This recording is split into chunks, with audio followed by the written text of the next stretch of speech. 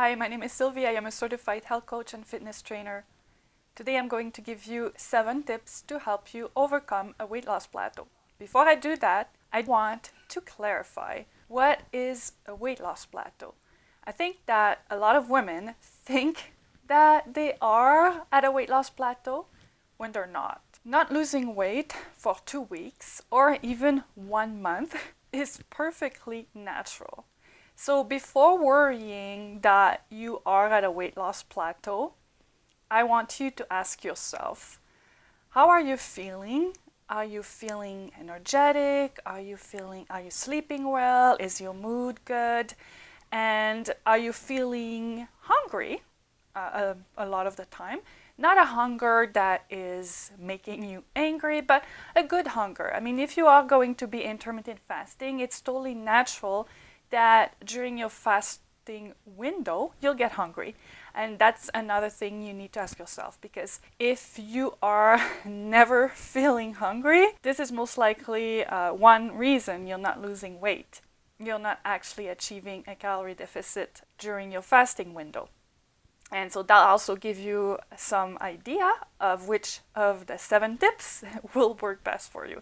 And let's get started with tip number 1. Try a longer fasting window. A lot of people who get started with intermittent fasting for weight loss start with the typical 16-8 intermittent fasting method, which means that you are fasting for 16 hours and eating for 8 hours. And that is a pretty long eating window.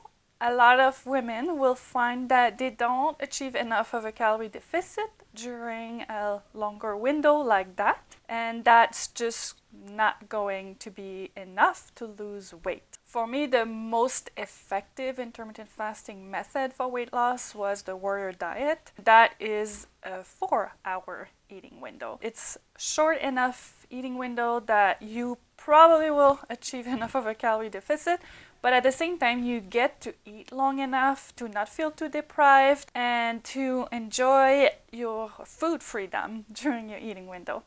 And also, the 20-hour fasting window will help you achieve a pretty good level of ketosis, and that will help you not want to overcompensate during your eating window. Another great option is to just keep your current intermittent fasting method. Let's say you're doing the 16-8 method, but maybe add 1 or 2 24-hour fasts to your fasting regimen. I love the 24-hour fasts. They have many health benefits like intestinal cell regeneration. They're longer, so they give you more autophagy and a deeper ketosis, and you don't need to do them every single day. So it keeps your body guessing, and it gives you the ability to have regular days where you don't fast as long. And my tip number 2 is to try a different intermittent fasting method. So let's say you are at an intermittent fasting plateau, but you are on OMAD. I have lots of people who are on OMAD and feel like they're no longer losing weight. And if that's you, well, maybe it's time to try a different intermittent fasting method. Again, it depends on how you feel and how much you enjoy it, because you may just need to be patient with yourself, trust the process, and trust that your body will lose weight at the rate that is right for it.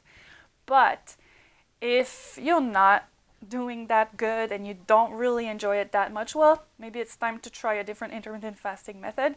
And alternate day fasting comes to mind. Alternate day fasting is a great option for women who have been on OMAD or other similar longer fasting window type of intermittent fasting methods, like maybe even the warrior diet, and are no longer seeing enough results. Alternate day fasting is amazing because, again, it's a longer fast. It's a 36-hour fast that you would do 2 times a week, most likely, and that will help you again achieve more autophagy and enough of a calorie deficit that you will most likely start seeing results again. And if you are not sure that you'll be able to fast completely for 36 hours, another good option is modified alternate day fasting. Modified alternate day fasting allows you to eat 500 calories during your 12-hour fasting window. That's during the day, because when you fast for 36 hours, you have 12 hours the first night, 12 hours the next day, and then 12 hours the second night. So during that 12-hour day window, you can actually consume 500 calories, and that's another option if you want to try that. Number 3, try a different macronutrient ratio. A lot of people who practice intermittent fasting are very much into the keto diet, and I found that definitely the keto diet would help me lose weight faster. And if you are not doing the keto diet and you want to try that, you may notice the same thing. And so that may help you overcome that weight loss plateau. However, if you're already doing the keto diet, well, maybe it's time to try something different and add some carbs back into your diet. You could cycle through different macronutrient ratios. You could cycle through keto periods and then higher carbs period. If you're a woman, most likely you need more carbs during the week leading up to your period, and so that would be something to consider, and that would be a good time to start reintroducing more carbs to your diet. And depending on how you feel and how you like it, you could go back to keto for a couple of weeks and then go back to a time with more carbs. Number 4, modified fasting. Modified fasting is an amazing healing fast because it's a longer fast, and you may already be aware that longer fasts helps you achieve more autophagy, so you start healing your body even further. But the problem with like a 5-day water fast is that many people just can't handle it. And that's where modified fasting comes in. It's a great option because you do get to eat. You get to eat about 800 calories a day, and that can make a whole world of difference. I'm not sure I could go on a 5-day water fast, but I've done many modified fasts. So if I can do it, you can do it. And Dr. Walter Longo, who came up with the concept, it's all based on the fasting mimicking diet, found that it may even be more effective than a water fast. So that would be definitely something to consider if you're struggling with an intermittent fasting plateau.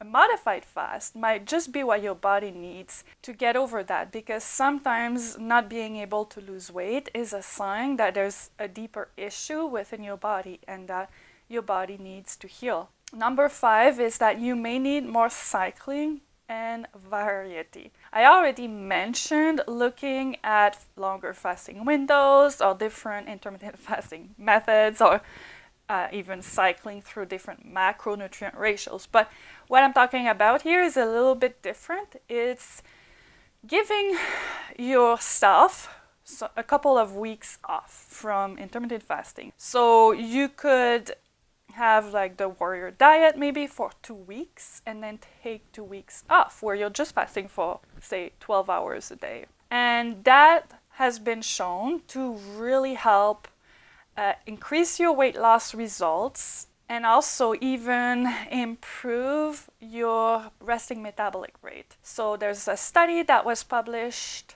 in the International Journal of Obesity, and they found that people who were cycling through phases where they were not fasting like that, 2 weeks on, 2 weeks off, didn't experience the same decrease in resting metabolic rate. So that may be something that will work for you. Number 6, smaller portions. As I mentioned already, if you don't feel hungry sometimes throughout the day when you're fasting, most likely you're eating too much, and so you have to be careful. Look at maybe like a lot of people, you say you're fasting, you're intermittent fasting, but you have a little bite during your fasting window here and there. Or maybe during your eating window, you're having big portions, you're eating even when you're not that hungry. Maybe you're eating the wrong foods, you're eating junk foods. That may also be a contributing factor. And the last tip that I would have you try and consider to overcome your intermittent fasting weight loss plateau is changing up your workout routine. So most likely you understand that to be healthy, no matter whether you're trying to lose weight or not, you should stay active and If you're trying to lose weight, definitely exercising regularly is super important. But maybe you're just going on 30-minute walks every day, or you're always doing the same kind of workout at the same time of the day. So if that's you, maybe you want to try something else and change things up. How about you try HIIT training 2 or 3 times a week, add in some strength training. These are the 2 most critical types of training that you can include into your routine if you want to lose weight. HIIT training will increase your metabolism even when you're not working out. Strength training, same thing, because muscles require more energy than fat. So these are the main things that I would recommend, but also you could look at working out at different times of the day. Sometimes if you work out in the morning, for example, you may want to try to push it further, even closer to the end of your fasting periods. That may have an impact on your metabolism. Another option would be to work out when you're not fasting, because you may find that you push yourself more when you have had some food. So you could try working out in the evening, an hour after your last meal or something. So you could experiment with that. In summary, I don't want you to stress out about having reached a plateau, because stressing yourself out definitely will not help. Agonizing over the scale will not help. Give yourself time and trust the process. But of course, when things don't go the way we want them to go, it's perfectly natural to want to take action. And maybe it's time to take action. That's something you're gonna have to determine for yourself. And I hope you find these tips useful. I think they are a really good starting point to troubleshoot what may be causing your weight loss to stall. That's it for today, and thank you for watching.